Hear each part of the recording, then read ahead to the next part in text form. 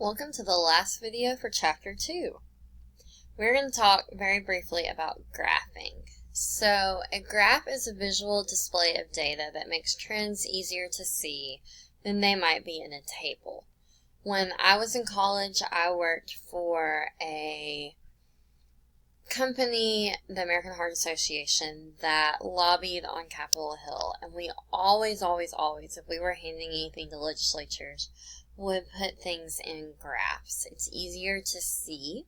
They tend to be more colorful and more interesting to look at than it would be if it was just in a table. So if you look at these two tables right here, you've got table 2.4 on the left and then a graph of the data from table 2.4 on the right.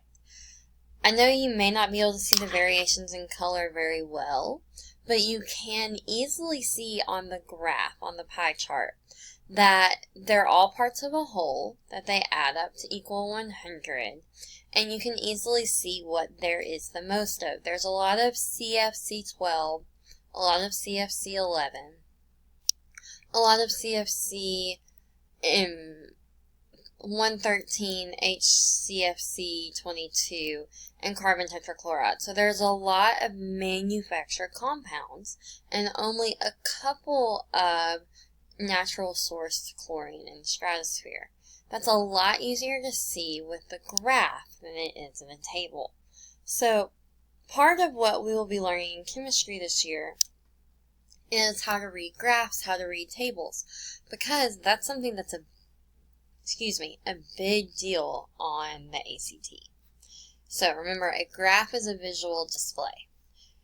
A circle graph, that's what this is. We call them pie charts. It has wedges, and it is always going to represent parts of a whole.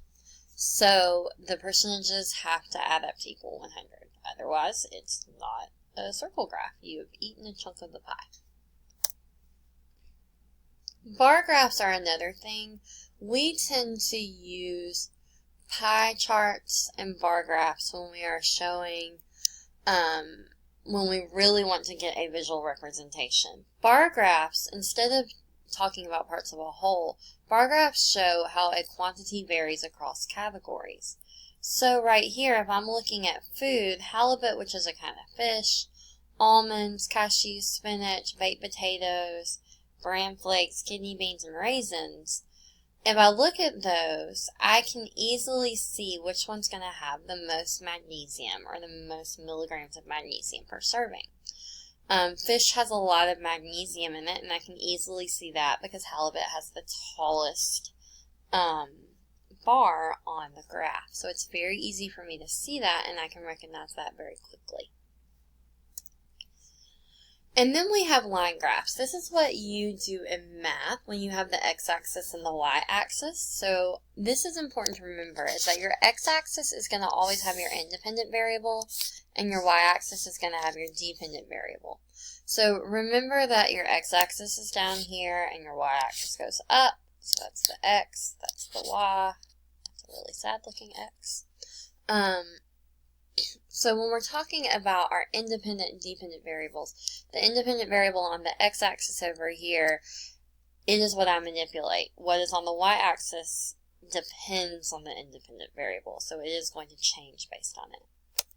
Remember that we are going to be graphing these data points on the x and the y-axis, so you're going to end up with a line. If you have density, remember that's mass and volume. They are directly related, so when one goes up, the other goes up.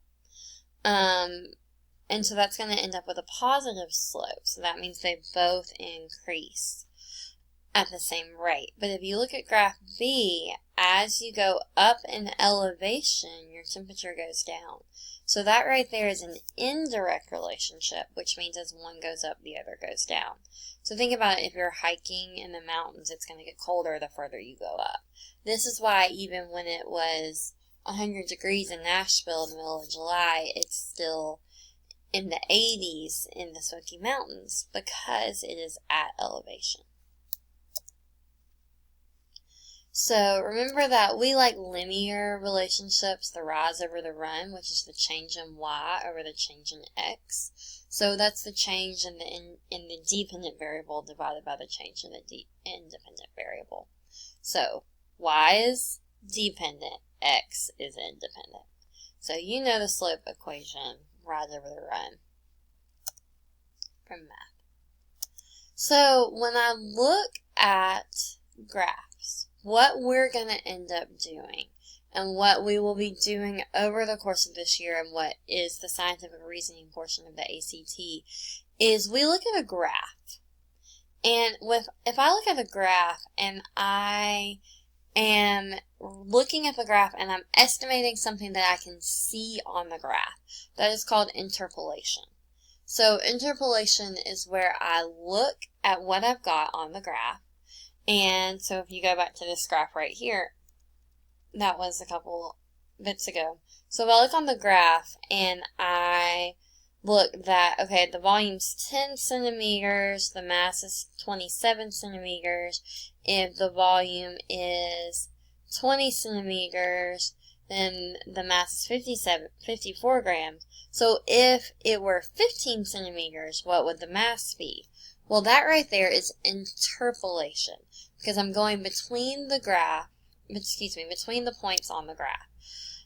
Extrapolation would be, okay, I look at that graph, it obviously goes 0, 10, 20, 30, and then I run out of what's on the graph. Well, I could set up a ratio and say, okay, if the volume at 10 centimeters cubed, this was what the mass was at 10 centimeters cubed, what would it be when the volume is 500 cubic centimeters? That's my volume. What would the mass end up being? That would be extrapolation. That would be estimating the value outside the points by extending the line.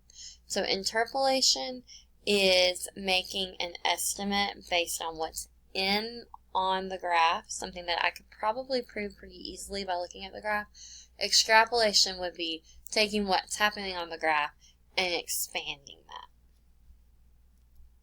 So if I look at this is our third kind of graph, and this is that line graph with the x and the y. So right here, what this tells me is that the month is my independent variable and the total ozone is my dependent variable. And so if I look at this, I can read the graph and see, okay, in October of 1999, the total ozone was about 140 maybe? It's between 100 and 150. In 1957, the total ozone in October was about 300. So I can look at this and visualize the trends from the different time periods pretty easily based on that graph. So that's graphing. Thanks for watching, and we have finished Chapter 2.